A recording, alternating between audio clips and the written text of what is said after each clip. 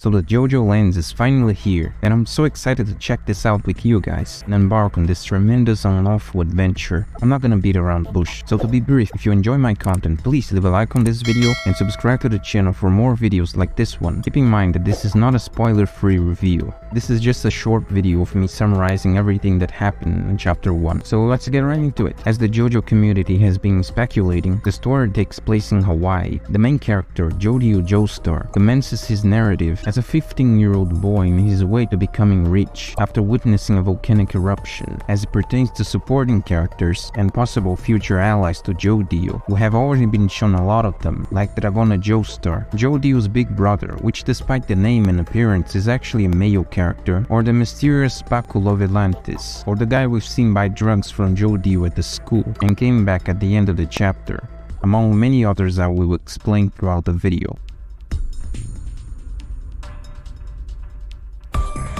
To give a little bit of background, Jojo is the grandson of Joseph Joestar and Susie Q, and the son of Barbara N. Joestar, and an unnamed man. When he was 11, one of his neighbors recruited him into a criminal gang to be an errand boy. His job is to transport goods and give them to others in exchange for money. By doing this job efficiently and not talking more than necessary, he has earned the gang's recognition and trust, but still ranks low due to his seniority-based role. The first we see of him, he's sitting in the passenger seat of a pickup truck, while Dragona drives the car while she listens to some Dua Lipa. They are suddenly stopped by the police. We eventually learn that the cops are crooked bastards, when one pushes Dragona out of the car and harasses him, believing the car has drugs. The police officer then proceeds to make sexual advances on Dragona, and when he found out she was actually a man, he turned him on even more. Jojo gets out of the car, trying to put a stop to that preposterous scene, ignoring the officer's orders to stop. Instead, he demands that the policeman take his hand off his brother, or else he threatens to kill him. The officers point their pistols at Jojo, but he summons his stand named November Rain, causing raindrops to pin the officer behind him to the ground, flattening him, and right before the other cop can shoot Jojo, Dragona uses her stand to knock the target by moving the officer's eyes to the back of his head. And finally, Jojo also attacks the officer with raindrops, crushing him. He repeatedly stomps the cops before Dragona stops him. Jojo then burns the police cameras, along with the car, so that the police are clueless and unable to follow. Besides, Dragona uses his stand to change the number of the truck's license plate and removes the fake license before heading to the gang rally point. One of the gang members praises them for their success, while also reprimanding them for being late. He also asks them if they have heard the police cars burning, but Jojo and Dragona pretend not to know. They walk until they reach the main road and then call an Uber to go home, and while he's riding the school bus, a high school student asks him if he has brought the stuff, you know what I mean. Suddenly, Jojo pushes him out of the seat and makes a fuss about the boy playing a joke. Jojo's senior is confused, but when they get off the bus, Jojo calls him and apologizes. He takes the money out of the boy's pocket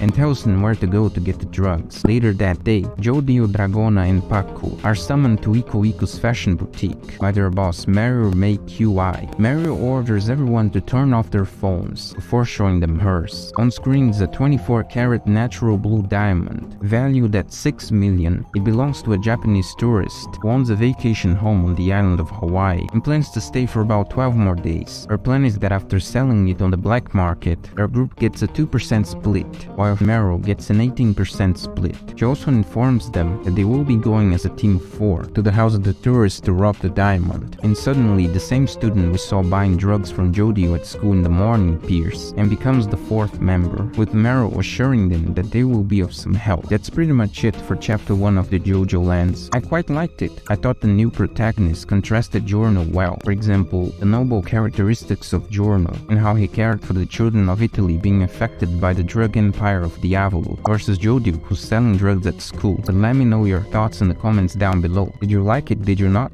And don't forget to like this video and subscribe to the channel for more content. That being said, thanks for watching this video. See you in the next one.